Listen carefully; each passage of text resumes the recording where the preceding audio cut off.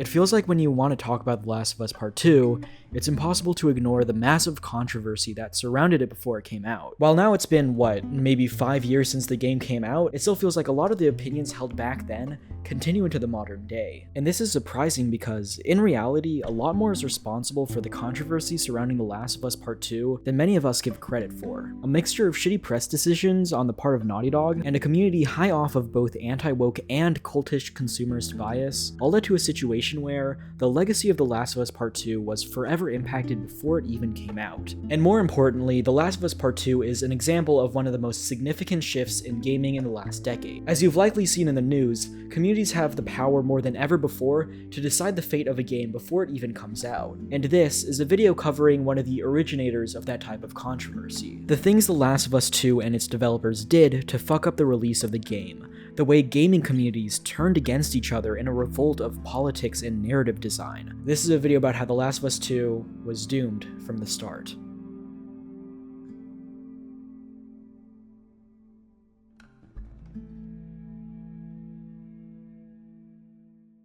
Playing through The Last of Us Part 2 today, it's almost hard to see why such a fuss was made over such a straightforward little game. I first played through this game in 2023, about 3 years after it originally came out. But the entire time, there's this voice in my head telling me I was playing something deeply controversial. Instead of taking in the game as I played it, I was picking apart every little detail and focusing on things that, to be frank, weren't all that important. Like many of you probably were, I was really interested in this game before it even came out, and that led to me getting pretty invested in all the rumors and controversies surrounding this game before it released. And so, when I did finally play this game for myself, this was the background I had going in. And that's partially why The Last of Us Part 2 is unlike anything else I've ever played. And it's why I decided to make this video talking about how The Last of Us 2 was forever impacted before it even came out, as it's a great case study for what has now become a common occurrence in video games. By the way, this is an unofficial 2-part series. While this first video is mostly about the context and everything surrounding The Last of Us Part 2, in the sequel, I'm gonna get into my actual thoughts and opinions about the game.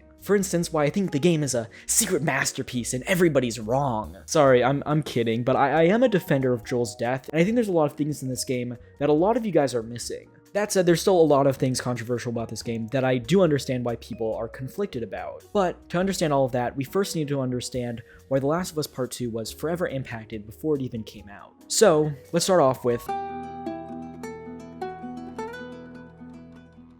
By the way, I'm not getting a PS3 or anything to play the actual original release of the first Last of Us for this video, nor am I going to pay the expensive price to play the expensive PS5 remake. I have the PS4 version, and I think it looks perfectly fine. The first thing I want to discuss about the original Last of Us is how it found itself in a very particular niche of the gaming community. Despite being a zombie game, it was vastly different than the typical Xbox 360, dismemberment-focused, darkly comedic and sort of campy zombie aesthetic that we'd previously gotten in a bunch of other zombie games. The original Last of Us, after all, starts with literally one of the most fucking heartbreaking scenes in all of gaming. I replayed through this game for like the 3rd time for this video. I knew that the scene where Joel's daughter dies was coming, I was prepared for it, but it still fucking caught me off guard. In fact, I was playing this game mostly for footage, and I was planning to go to sleep after the scene played out, but it caught me so well that I ended up playing a lot more of the game than I initially thought I would.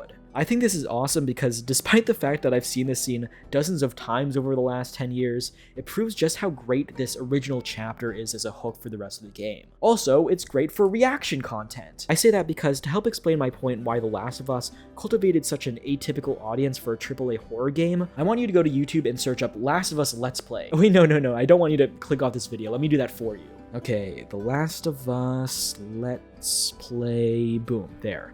Markiplier, Jacksepticeye, PewDiePie. Compare this to looking up Dead Island Let's Play, Dying Light Let's Play, maybe even Dead Rising Let's Play, and you'll see a clear difference in the types of YouTubers covering these video games. The Last of Us, simply put, was far more influential than any other AAA horror game around that time. And my point about what YouTubers were covering it shows that this game was trendy in a way that really hit that like mainstream 2010s YouTube Let's Play video audience. It didn't just fly under the radar like many other AAA horror games. The Last of Us was huge, unlike anything we had seen before. To explain in more detail, here's a fandom scale I made. It ranges from Call of Duty to Undertale, complete meathead Madden playing MLG pro gamer to Tumblr Steven Universe lover. I think The Last of Us is so interesting because of how it had a little something for everybody. It was that big AAA zombie game for the PS3, something that Zombie U wishes it was. It has a big, strong Midwestern male protagonist whose emotions are as barbed as the stubble on his face, but there's moments where it delves into sensitive topics and emotions. There's the plotline with Bill, a gay character done so subtly that half of the players didn't even realize he was gay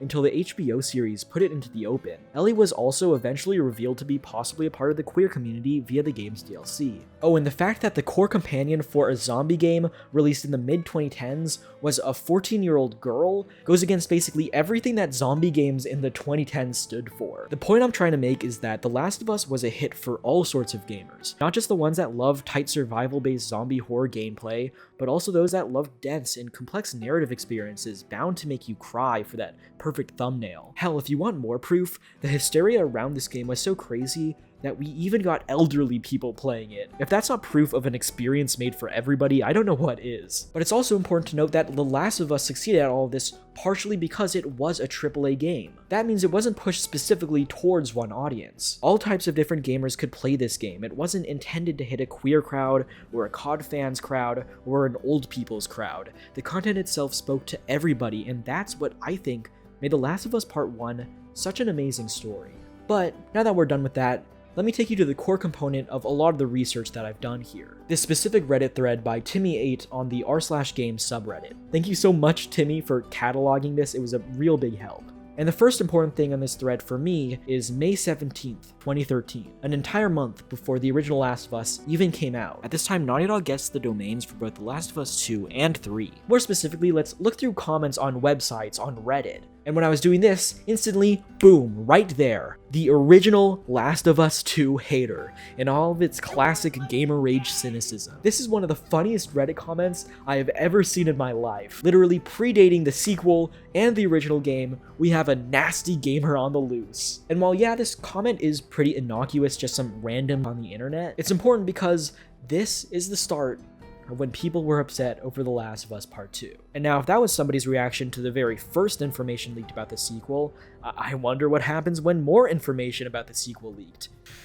It gets a lot worse, doesn't it? When The Last of Us Part 2 leaks, it gets picked apart by a different type of content vermin, arguably more cynical than your average Reddit poster, the YouTube commentary community. People saw that Joel died early, then when he actually died in the game, people just used that to get mad. Wowzers, this might be the biggest video game leak, I don't want to say of all time. Personally, I had literally zero hype for this game whatsoever. I wasn't even planning on buying it. No way I will play this game. I don't even own a PS4. And if I did buy it, there's no way I'd finish. We're seeing a lot of flowery language being thrown around, guys, and this game is being called the Schindler's List of gaming. They didn't like strong women. They don't like a lesbian relationship. Technically, Dina is a bisexual, but all that means to me is that she's a homosexual half the time. I'm gonna keep it 100 here. Like, the only reason I'm making these videos is for the fucking views and the ad revenue. 10 hours of Abby?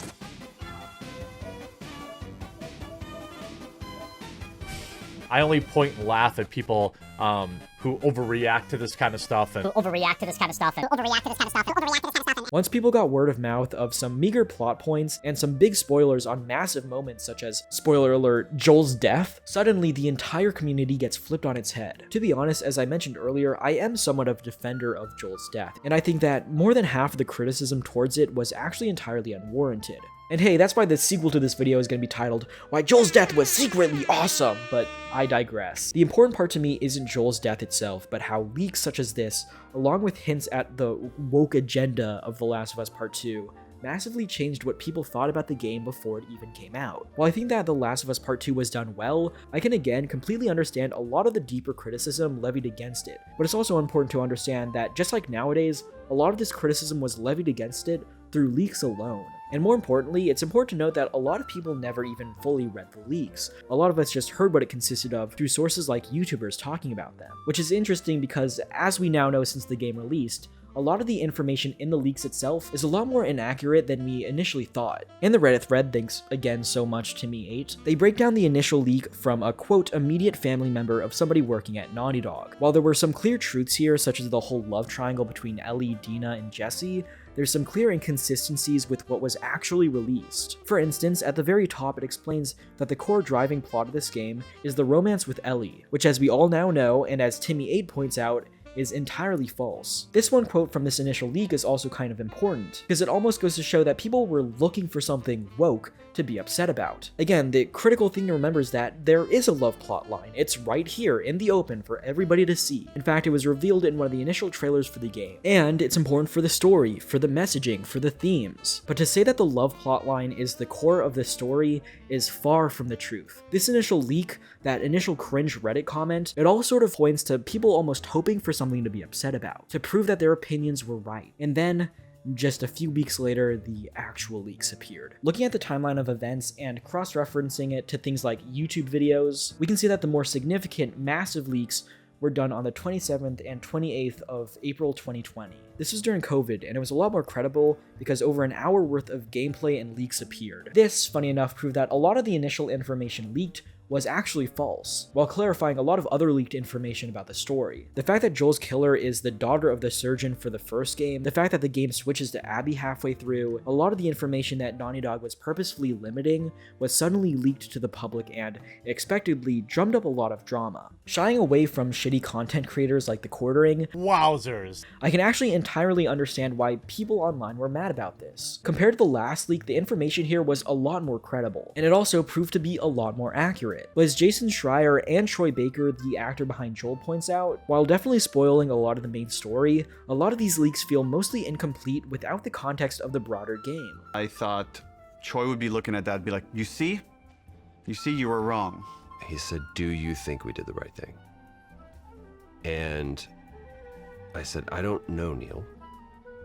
I haven't played the game yet. I can talk on and on about these leaks, but I think we should stop here. For the most part, I think that most of the credible criticism for this game only happened after this game finally came out. But guess what? A lot of that initial criticism was somewhat valid. So in my opinion, the general consensus is that basing some opinions off of leaked information is okay. For instance, basing the opinion on if you want to buy a game or not. But what is invalid is judging an entire game before it even comes out. There's a sort of middle ground here that I think The Last of Us Part 2 shows needs to be taken, mostly because the people on either side were both pretty harsh in their opinions. In my opinion, people like the Quartering are completely fucking stupid, but so are journalists saying that you can't base any of your opinion off of leaked information. There is a middle ground where leaked information should influence some of what you think about a game, but it shouldn't be all of what you think about a game. But the best way I can summarize my opinions about the leaks is that if you have a friend that's 75% done with the painting, you can see all the brushstrokes, all the outlines where everything should be, but still lacking that finer amount of detail. You can still have an opinion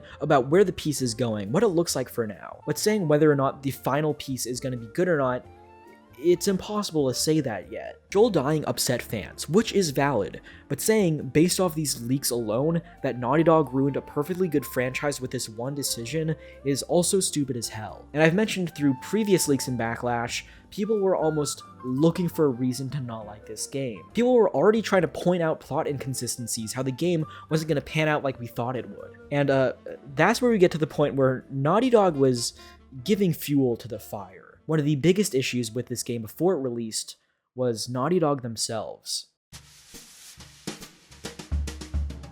So although I try to cover a lot of the mistakes made by the community thus far, it would be irresponsible to not talk about what Naughty Dog did to kind of mess up this project. First of all, I need to admit that I do love Naughty Dog as a developer. Uncharted 4 was the first game that I ever played on my PS4, and Naughty Dog's games have always been, to me, the crowning achievement of what can be done with game design. However, as a AAA developer, Naughty Dog is naturally very secretive, and so when these leaks eventually did happen, they essentially go into bunker mode. That said, Naughty Dog made quite a few mistakes that made it impossible for the community not to turn on them. First of all, marketing such as these trailers were delicately altered to create a false perception of the game. More specifically, Joel shows up in this one scene in the trailer, but in the actual game, he's entirely absent. This of course is to hide the fact that he fucking dies only a few hours into the game. But as a gamer, I have to agree, this feels scummy as hell. Neil Druckmann definitely defends this somewhat in the documentary about The Last of Us Part 2 that I'm probably going to use for a lot of footage throughout this video, and I highly recommend it if you want a more detailed look on how they made this game. It's very calculated what we put out there,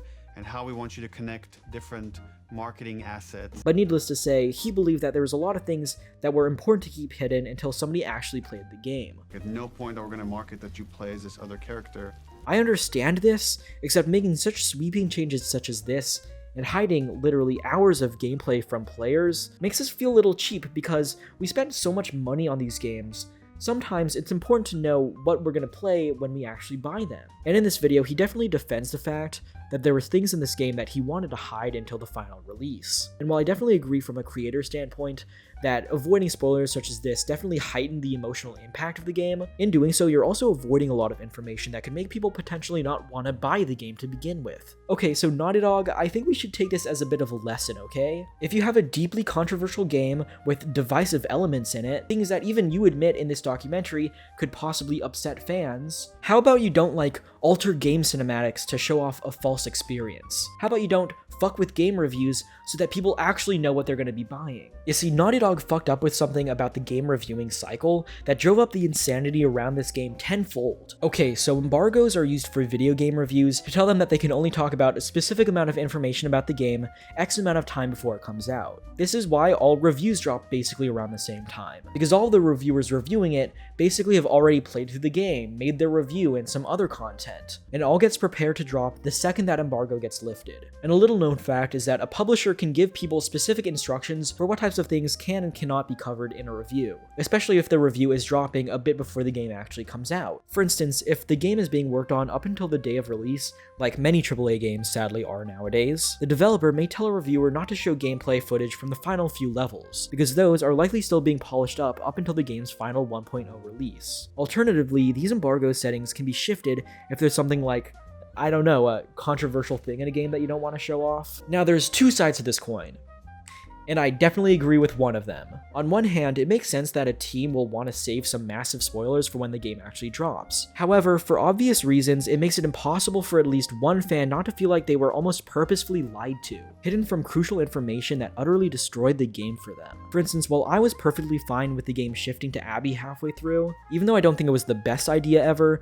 I think it was a pretty interesting idea to explore, and even though Naughty Dog didn't stick the landing in the end, it didn't absolutely ruin the experience. It felt like they were experimenting with the new format of storytelling.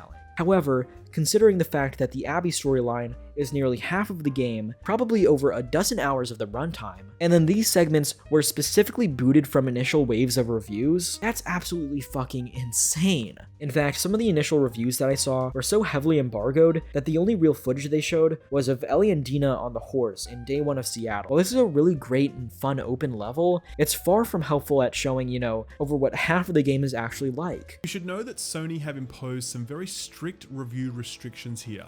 I'm only allowed to show you footage from 3 specific sections of the game, which total around 4 to 5 hours of playtime, out of a total of about 25 hours played. We're also not permitted to discuss any of the characters or events that take center stage in the second half of the game. Naughty Dog shot themselves in the foot. They altered footage, they put up restrictions on what people could and could not cover. This is all to avoid people from spoilers, but it felt like they were refusing to be transparent about these things from the get-go. The leaks initially showed what the game was about. People were curious about what this game was actually like, and then when they finally get information about it, it's altered, it's misconstrued. It's to prevent us from seeing spoilers. But what does that matter if everybody already knows what happens? I don't think the embargo, this altered gameplay footage, was done maliciously. But these anti-woke people, they were looking for a conspiratorial cover-up. It's like if Hillary was secretly behind Pizzagate, but Pizzagate was just a gate made out of pizzas. Sure, the conspiracy theorists are utterly stupid and hypocritical, but Hillary, why the fuck did you make a gate out of pizzas? You're asking for this to happen! Neil Druckmann, why were you giving people things to be upset about? Stupid analogy over. I think that in all honesty, this is a situation where two sides were fueling each other with rage. The leakers, the commentary community, everybody was out to get Naughty Dog and call them out for their game, and then Naughty Dog supplied fuel to the fire, making it impossible for them to look like the good guys in this situation. And also, I think it would be a shame not to talk a little bit about Neil Druckmann in this whole thing. There's a lot of rumors, for instance, about him being a Zionist. In fact, when I told my friend that I was making a video about The Last of Us Part 2, the first thing they said was, "You're gonna talk about the Zionist Neil Druckmann, right?" And looking online, I couldn't find too much information about this. It sort of feels like a rumor or something people are saying because it's kind of funny to talk about. But I think it's also important to talk about Neil Druckmann as a creative. I definitely agree that Neil Druckmann is one of the strongest creators in gaming. And I would really recommend some things I've watched recently, like this interview with him that I think paints him in a much better picture than people like to think of him. I think that we all have to respect the guy hands down for coming up with such a big idea and executing it like this. And it's kind of sad that all this controversy does paint him as such a controversial figure. I actually, again, don't know too much about Neil Druckmann in the controversial sense. If you guys have opinions or information about him that I don't know about, tell me about it in the comments. Respectfully, of course. So as I'll explain in my following video, I do really like The Last of Us Part 2, but it's impossible to talk about it without talking about all this stuff that happened before its release. And I think it's impossible to shy away from the fact that The Last of Us Part 2 is the start of some pretty shitty trends in gaming. I understand when big AAA games are dogged on before they come out, but I also think it's a dangerous game we're playing, where things are being prejudged and prejudged and prejudged to the point where game criticism is forever changing towards this really uber cynical nature that I'm not a big fan of. On the one hand, The Last of Us Part 2 proved that fans could now rip apart games only based on leaks and content. And once again, this isn't entirely invalid. Games like Skull and Bones, for instance, faced insane criticism before launch, and guess what? When the game finally came out, everything that everybody had been saying was almost completely true. And don't get me wrong, prejudging has always been a thing, but it also has changed monstrously since The Last of Us Part 2. Character designs, for instance, are something I see talked about much more than ever before, which is funny because, more times than not, the people criticizing these designs and decisions are just as blatantly unapologetic as the developers themselves. As we can see with Naughty Dog, in many cases, AAA developers are completely detached from the actual audiences. Games like Concord were bound to fail, and not just because of the inclusive character designs. It was also for the ambitious goals and content drops trying to rival games that are impossible to bulge. This rip-off Guardians of the Galaxy style was never going to go down well. There's a reason why there hasn't been a new Battle Royale or multiplayer shooter in years. Only a few actually break through, and almost all the new ones keep getting shut down almost instantly. We exist in a time where something new will almost always lose out to old, because AAA developers are losing sight of what really matters. The Last of Us Part 2, however, is far from a AAA flop on this level that some will make it out to be. The game functions, looks, plays, feels really, really good, and Die and many others love the story. There's whole communities online that I think have popped up that absolutely love the story of The Last of Us Part 2. And for good reason. This game has a meaty story to tell, and it does so with a lot of subtlety that many of you guys have missed out on. But did that ever really matter? As I'll talk about in the follow-up to this video, a lot of us love The Last of Us Part 2 for many reasons. But there's a weird reason why a lot of The Last of Us Part 2 videos have to be done retrospectively, because in a weird way, it was never given the full spotlight it deserves. The leaks, the marketing from Naughty Dog, the commentary community, all of this made this really weird situation where The Last of Us Part 2 was doomed before it even came out. Thank you guys so much for watching. Stay tuned for next week, where I'm gonna piss a lot of people off. Ring, ring, ring. Ring, ring, ring. Telephone.